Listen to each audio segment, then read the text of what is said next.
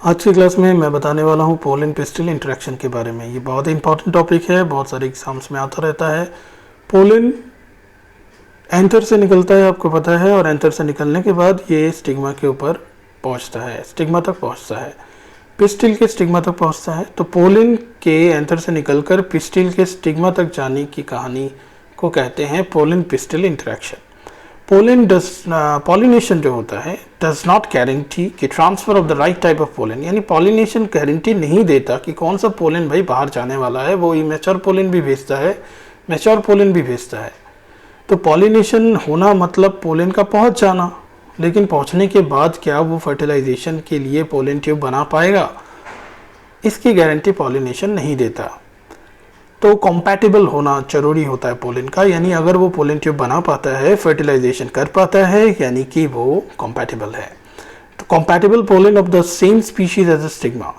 तो same species में mostly compatibility के इशू रहती हैं, नहीं होता बहुत बार, मैक्सिमम टाइम में इनकॉम्पैटिबल निकलता है पोलन।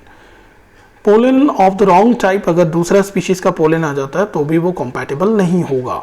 ठीक है, सेम प्लांट का आता है, सेम फ्लावर का आता है, तो भी वो कॉम्पैटिबल नहीं होगा। ठीक है,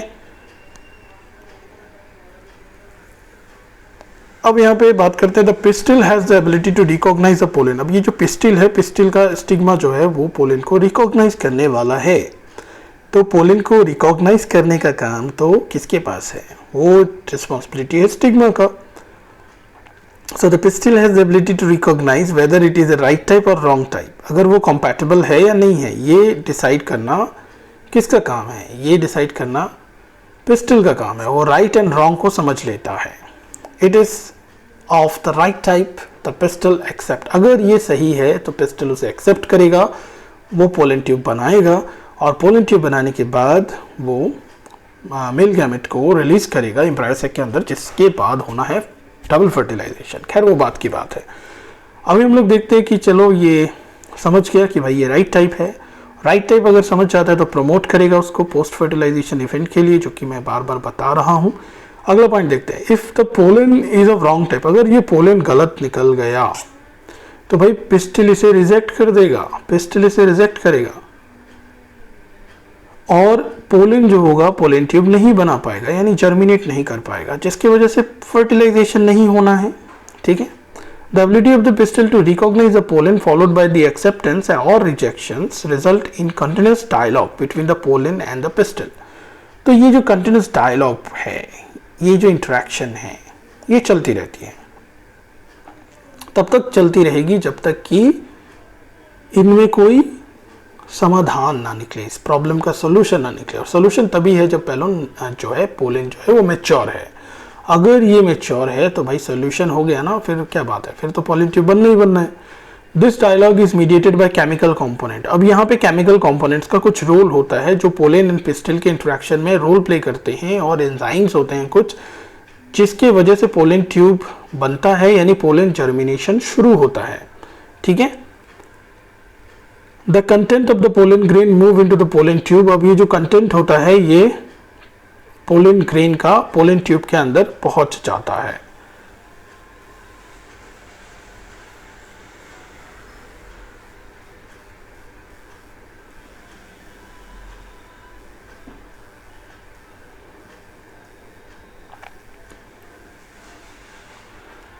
ठीक है, यहां तक क्लियर है। The pollen tube grows through the tissues of the stigma and the style reaches the ovary. You would recall that some plants pollen grains are shed at 2 cell condition. ये 2 cell condition में shed हो जाते हैं। ठीक है, in such plant shed pollens are of 3 celled.